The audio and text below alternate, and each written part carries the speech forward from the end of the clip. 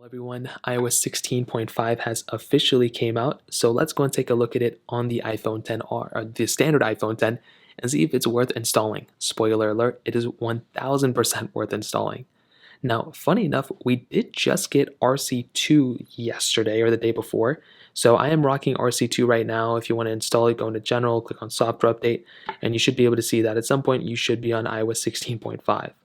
Now, this update brings a few changes. There's nothing like super insane. It's not like a mind-changing, life-changing upgrade. And I think this is just setting us up right for WWDC like in a couple of weeks. So then we kind of have a clean out version of iOS before we start getting this probably stable versions of iOS betas for a while. So the first thing that changed in this update is that we do now get this Pride wallpaper. So if you make our way over to our settings, we click on a wallpaper right here, we should now, and you click add new wallpaper, you should be able to see that there is a new Pride wallpaper somewhere. So we do have these new Pride ones. So this is something that came out, I think, within 16.5, and that's something that's awesome. So I think they do change as you swipe up or something like that, but that's a really cool thing that we have within this update. I'm pretty sure Apple's done this a few times as well, but whenever we get new wallpapers, it's awesome, and I'm really happy that we get that type of capability here. So whenever they add new wallpapers, it's always a treat. Another thing that they actually brought in within this update is within Apple News.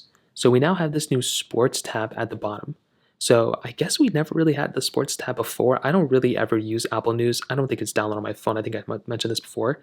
But we should have that type of capability. Now, I don't know why I'm getting this Wi-Fi issue now. For some reason, the Wi-Fi is not working, which is very strange. I never messed with that.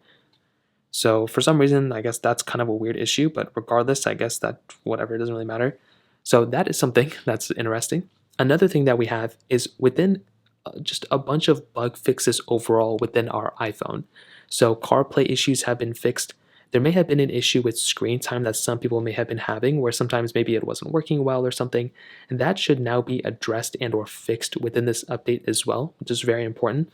We probably have, I think Spotlight also got a little bit of an update or a little bit of a fix as well. So the question is, should you install iOS 16.5?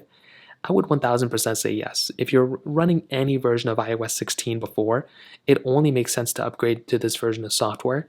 I have installed it, I've installed the betas of this version on 2 different phones. I've installed this beta or this RC2 on all the phones that I've had that are supported, and it's been very solid. It's been pretty good. Of course, there's going to be little bugs and issues that come up, but I think for the most part, if you're running this version of software, I think you'll be perfectly fine.